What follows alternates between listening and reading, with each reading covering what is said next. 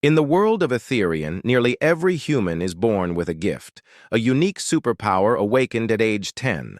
Some can burn mountains, some can breathe storms, and some can warp the laws of physics.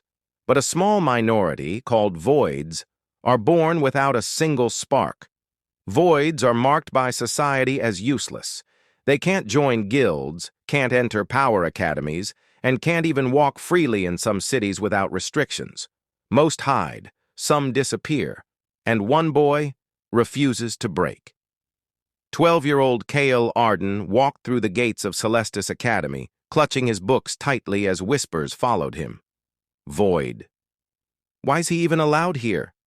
He'll never awaken. Cale kept his head down. Every year, students lined up to demonstrate their growing powers, levitating boulders, summoning flames, healing wounds with a touch. Kyle stepped forward, raised his hand, and nothing happened, as usual. Teachers gave sympathetic looks. Students snickered. Only one person believed in him, his older sister Lyra, blessed with the radiant gift of light. That afternoon, Cale sneaked away to the abandoned district behind the academy, a silent maze of collapsed towers. There, he practiced the same hopeless routine, meditating, focusing, begging the universe to give him something. He didn't know the universe was listening. While exploring the ruins, Cale slipped through a cracked floor and tumbled into an underground chamber. Dust exploded around him, revealing a circular room filled with ancient symbols. At the center sat a pedestal, holding a single black book. It was warm. It pulsed, like a heartbeat. The cover had no title, only an emblem resembling two intersecting spirals, space and time. As Kyle touched it, the room reacted. Light spiraled around him, forming glowing characters in the air. The book opened by itself. Inside, handwritten in silver ink, Manual of the Lost Architect.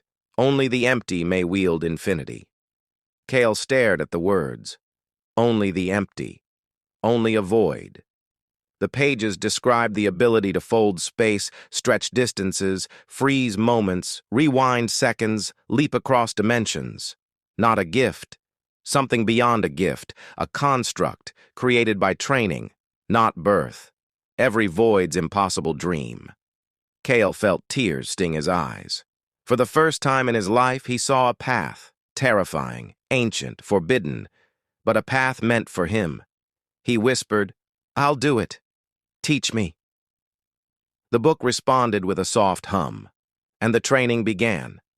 The manual's first rule was clear. Do not attempt to bend space until the mind is still. Cale trained with relentless determination, breathing exercises, mental focus, drawing geometric patterns that represented spatial structures. Days turned into weeks. Then one night, it happened. He reached out toward a pebble on the ground. Instead of picking it up, he tried to fold the space between them. The world rippled. The pebble appeared in his hand. Kyle gasped. Not teleportation. The pebble never moved. Space itself had bent so his hand briefly touched it. He laughed, half in disbelief, half in joy. Soon he could shorten distances, leap impossible heights, and create small pockets of warped space to hide objects.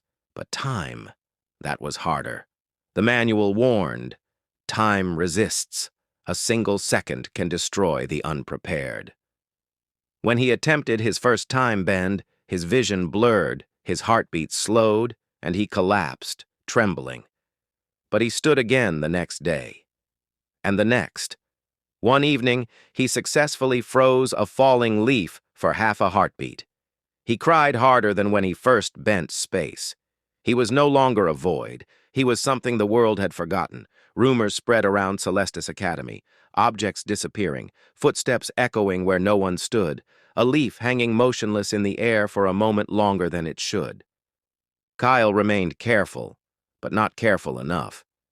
During a training session, his bully, Darius Vane, gifted with explosive strength, cornered him. When Darius shoved him off a rooftop walkway, Kyle panicked and instinctively folded space to land safely on the ground far below. Students saw it. Teachers saw it. Darius screamed, "He's a void! Voids can't have powers!" Kyle ran. The Academy alerted the guard order. Unauthorized superpowers were illegal. Voids showing abilities were considered dangerous anomalies. Kale hid in the ruins where he found the manual, but someone was already waiting there. A cloaked figure stepped from the shadows, eyes glowing with spirals of gold. "I am Orion, last disciple of the architect," the stranger said, "and you, boy, have awakened what should have remained lost." Kale backed away. "Are you here to take my power?" Orion shook his head. "I'm here to warn you. Those who created that manual were hunted to extinction. If the world learns you wield space and time..." His gaze hardened. "They will burn the world to reach you." Kyle swallowed. "What do I do?" Orion extended his hand. "Come with me. Become what they fear. Become the next architect." Kale hesitated only a moment before nodding. He took Orion's hand. The world shifted, and Kale disappeared from everything he had ever known. Kale awoke in a hidden sanctuary carved between dimensions, a place outside time. Training with Orion began immediately. He learned to slow time to a crawling whisper, store seconds like currency, tear open pathways between locations, create gravity wells, see glimpses of possible futures. Yet, with every success, a question haunted him. Why was the architect hunted? During a final lesson, Orion showed him the truth. Long ago, the architect tried to unite the world by removing the gift system, by giving everyone equal access to space-time constructs. But the gifted elite revolted, fearing loss of power. They destroyed the architect, burned the manuals, and erased the knowledge from history. Kale felt the weight of destiny settle on his shoulders. "Orion, can I really change the world?" "You can," Orion replied, "but only if you survive it." On the sanctuary's horizon, Kale saw a glowing tear in space, an omen of a coming cataclysm, a storm of time distortions, a hunter sent by the gifted council, his old life calling him back. Kyle clenched his fists, feeling the world bend around him. He was no longer a powerless boy. He was the one who could rewrite fate, and his story was only beginning. The sanctuary trembled as the tear in space widened. Orion's expression darkened. "He found us." Kale's pulse quickened. "Who?" Orion raised his hand, weaving a shimmering barrier around the chamber. "The gifted council's strongest enforcer, Chrono Warden Sarath, a man who can accelerate his body to near light speed." Kyle swallowed. "But that's impossible." Orion shook his head. "Not compared to what you wield." A blade of refracted time slashed through the dimensional wall as a tall figure stepped through. The air screamed as seconds warped around his armor. "Void anomaly identified," Sarath intoned, eyes glowing metallic blue.